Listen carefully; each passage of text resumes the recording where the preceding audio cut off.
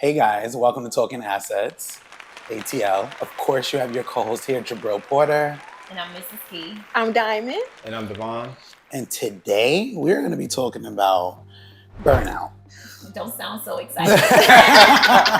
So excited. We're going to be talking about burnout. I think you guys want to hear this. Yeah, I particularly feel like I've been in a season of burnout more recently. And I've experienced this before, so I feel like it's kind of easier now to detect it, right? Mm-hmm. Like when you're even on the brink of it, you know, you can almost feel this, you know, the symptoms. And truth be told, I have learned that burnout is a symptom of something else, you know? Yes. Right? So burnout is not the diagnosis, it's a symptom of something else that you are maybe struggling against or struggling with.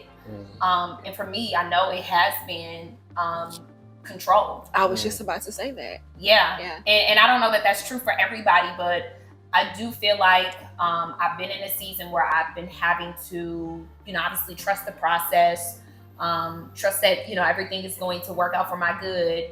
And I believe in my heart that all of those things are true because I've seen it happen time and time again. I just feel like when we think that we could maybe accelerate the process or we could maybe like avoid certain situations, we really get our hands and our feet involved when we really just need to lean on our faith, you know, and our belief that things are going to work out and rest in that. That's what I've been trying to do more recently to like overcome the burnout is just rest in that it's already done, you know? I don't know. How about y'all? Have y'all experienced it, gone through it? One thing I can say that I experience burnout a lot, I feel, especially as an entrepreneur, you know, and it gets difficult. And, you know, it's one thing you got to kind of keep consistent with is telling yourself, you know, the good things that can happen, like, you know. So, yeah, burnout. Yeah. It's something. I've also experienced burnout. You guys remember last year, my first transaction, and how I was working with my client for about 4 months trying to actually find a home, and then we found the home, and then there was issues after the home was purchased. But I experienced such a dramatic burnout because I was going above and beyond. I was trying to control the situation, trying to make sure, hey, my client, you know, knew what was going on. I make sure that she wasn't, you know, wasn't stressed out. So I was taking a lot of the lead, trying to help her. And even, of course, from the beginning, but even after the sale or the closing had took place, I was still trying to go above and beyond. And I was already tired. So it's like once I relinquished, you know, all of the control on that, and I just sat back, when I tell you guys, I slept for about a week. Like they was texting in the group chat. I wasn't even responding. Like I was MIA because I was so tired, so burnt out. And God was just like, hey, you need to rest. Let it go and rest. So yes, I experienced burnout last year. I like that, and I'm sorry, I just like that she mentioned being tired, right? Because I think when people even hear that, you know, we assume that, oh, you need to get caught up on your rest, you need to sleep. The measure of tired that burnout can leave you in is not the type of tired that one night's sleep is going to cure. Facts. It's dangerously tired. Yeah. Is what it is. I agree with you. It's not just a sleep deprivation. It's more of a mental, spiritual exhaustion. Yes, emotional. Like it's everything plus physical. And that's what I was gonna say. Every time I get burnt out, I remember. I can remember it like yesterday because it was yesterday. Less is hard. Yeah. So you know, every time I burn out, I always say to myself, "But you didn't prioritize. Like you rushed. You didn't think things through, and then you wonder why you burned out." Yeah. So that's something I realized saying the last time I was burned out, which was yesterday. So how do you guys recognize when you're experiencing burnout? Like what is like a symptom or just something like you like? Definitely think there's signs. Yeah. Antsy. So what are your signs? signs? Antsy. Like anxious, right? Yeah. Okay. Anxious for sure. I think anxiety is something that all people struggle with, right? Yes. And I understand, there are different like measures and extent in which people struggle with anxiety, to the point of, having to medicate. But I think adults, once you start taking on responsibilities, that anxiety sets in, right? So I think we all struggle with that, but the burnout, recognizing when you're on the brink of it, for me, it's like, those days when you pull up at home and you can't even get out the car. Oh, yeah. It's like small things like that, where I have to sit in my car for an hour just to sit there. Before I can even go in the house. Yeah. You know what I'm saying? It's almost like an overwhelmed feeling that you have about all of the things all the commitments that you have and all the things you've said yes to, that those things are signs for me that I'm on the brink of burnout. What about you, Devon? I don't know. Not you don't know. I don't know. I just feel like I get burned out every day. Yeah. So, and I think it's just because of the type of person I am. Like I go when I'm dedicated to something, I like to see it through, and I don't stop until it's completed. So even if it has to be done, even if I set myself with a goal for a week, I'll get it done in a day. Just because that's just how I am as a person. So because of that, I experience it all the time. And then with family, it's a lot. Yeah. So on top of that, it's just a lot. So I don't know really. It's not an anxious thing. It's maybe just a high achiever. Yeah. Yeah. Okay. So So for me, mine is procrastination. I notice when I start procrastinating on certain things that I know I need to get done, I'm like, hey, why am I procrastinating? Why am I sitting here a little bit longer? Is it because I need to get a little rest? Or what is it? But I do tie that in with burnout. Hey, I start to procrastinate a little bit more because I'm trying to pick up on that tiredness, but I'm pushing things back, and I'm like, hey, you know what? Let me refocus, or let me see what I need to do to get this procrastination out the way and get ahead of the burnout. And I think what you're even saying, right, and what we're all saying in a sense is, you're not yourself. You're not your normal self when you are experiencing, signs and symptoms of being on the brink of burnout. And you notice that you're not yourself, because I know that you're very much a get it done type of person. You're very responsive in the group text. So if you're not responsive, then something is going on. I'm burnt out. You know what I'm saying? And I think that's the easiest way that people can maybe diagnose it and pick up on, signs and symptoms of burnout, is when you are not yourself. When you are out of alignment with how you operate, how you execute, how you show up, your energy's off, like your spirit's just not grounded, it's not centered. So how are we overcoming it? Once you've already gone through and experienced the burnout, how do you get out of that place? Because I know, like I said, for us, it's very 2 minutes ago, okay? Having felt like we are experiencing burnout, but I know for you on last year, that's where you were, but that's definitely not the space and aura that you have today. So how do you feel like you were able to overcome that? So what I do now, I just relinquish control.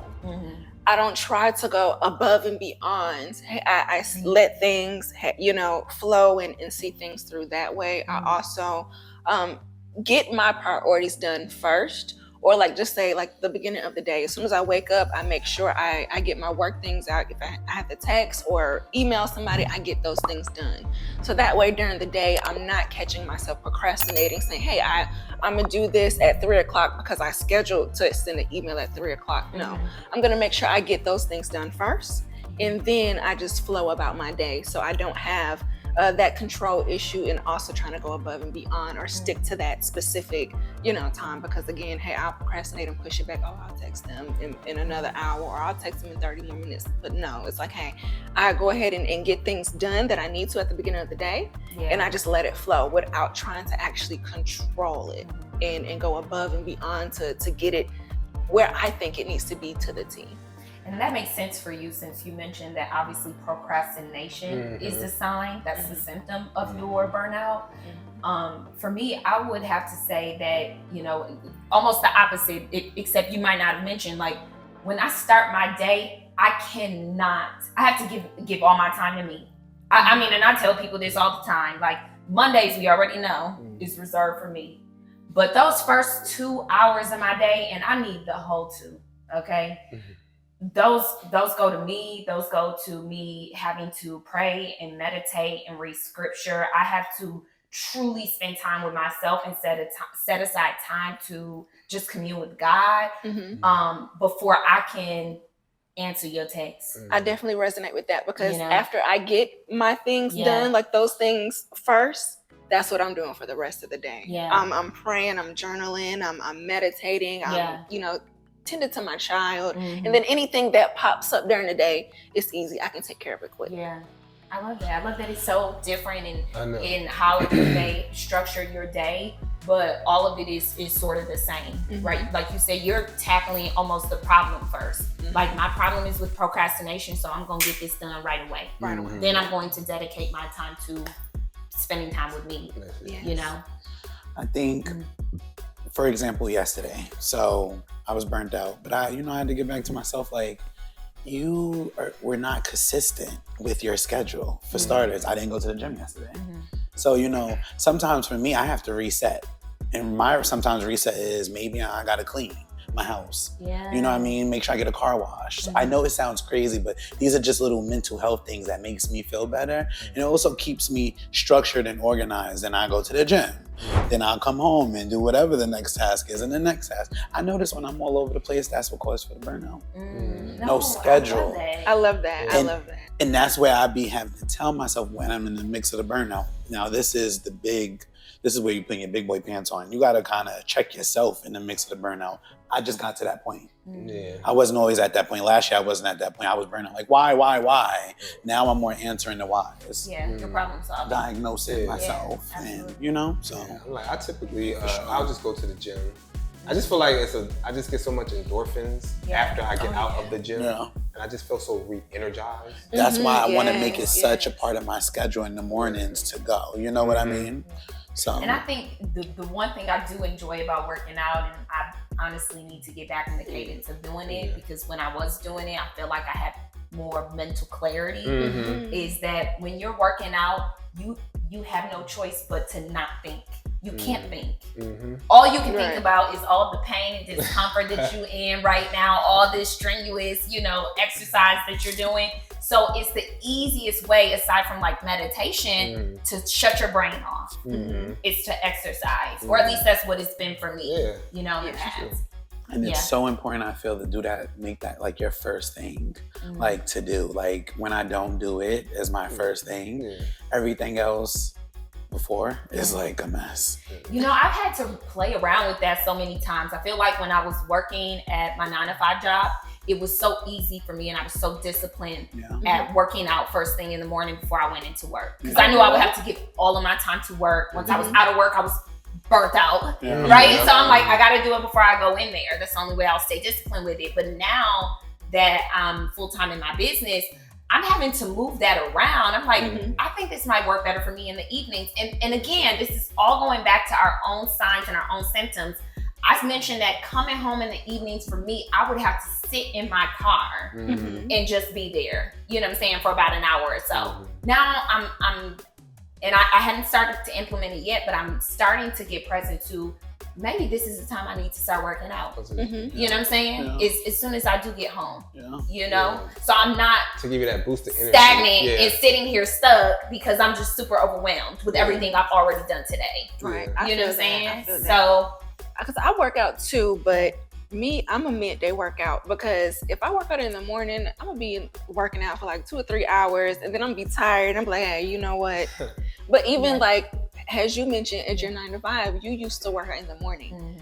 When I worked my 9-to-5, I used to actually work out on my lunch break. So we had a gym at my office building, so that everybody knew Hey, during lunchtime, Diamond would take an hour and a half. Yes, I used to go over, but I would take an hour and a half and I would work out because my job was just so high strung and I had so many responsibilities. So that would just cut that in half during the day, and I would get re-energized and ready to finish up the rest of my day.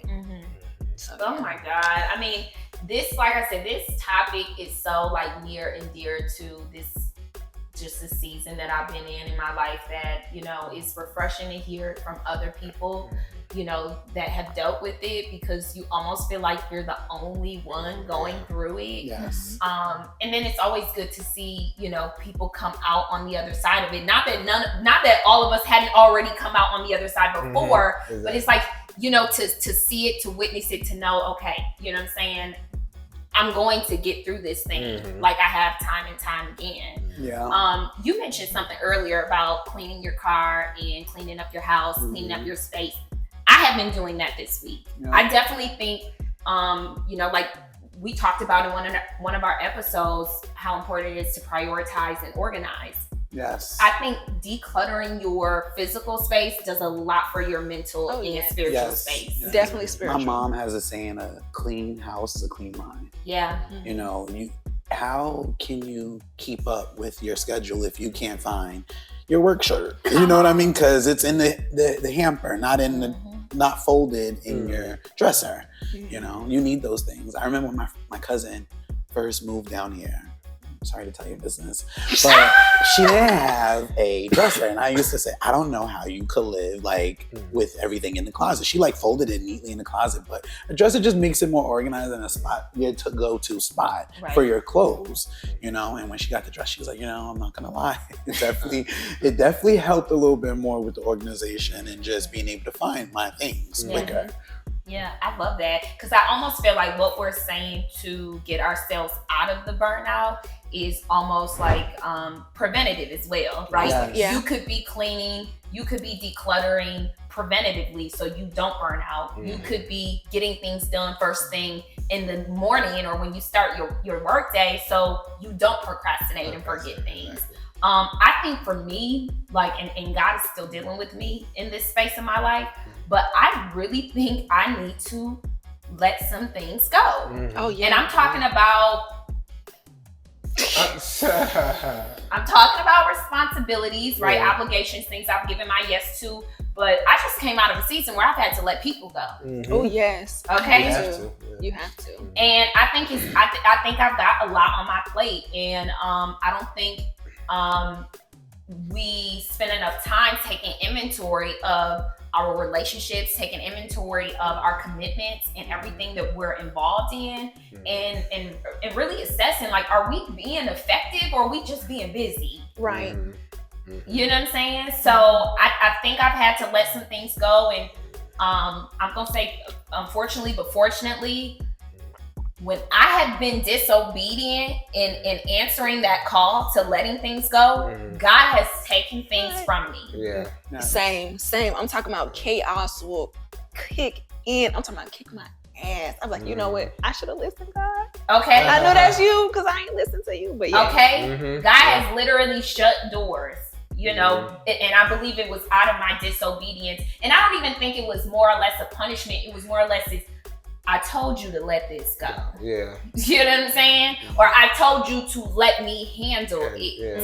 You know what I'm saying? And I'm not trying to punish you, but I'm trying to give you rest. Yeah. You know what I'm saying? And we look at these things as bad things, right? We look at burnout as a bad thing, but burnout is a symptom of a bigger problem. And if you get clear and present to what the problem is, like, I just feel like it's easier to prevent it, it's easier to overcome it, and avoid it, you know? And on that note, I guess I should say, right? So going forward, I won't, of course, be no longer a part of the podcast of Talking Assets ATL. Really? Was that the greatest segue? Are we burning you out? He said, speaking of letting shit go. Yeah, that's what I'm saying. It's the segue of letting stuff go. Like you segue to it, right? She said, God tell you have to let some things go. And in this season, he did, tell me that, Devon, you need to let it go. It's nothing against none of you guys, of course. It better It's not just- be. Because we can square up right here. What's up? But it's just a lot going on, whether it be family wise, whether it be business wise, whether it be, there's a lot going on. So sometimes you gotta know how to release it, let it go.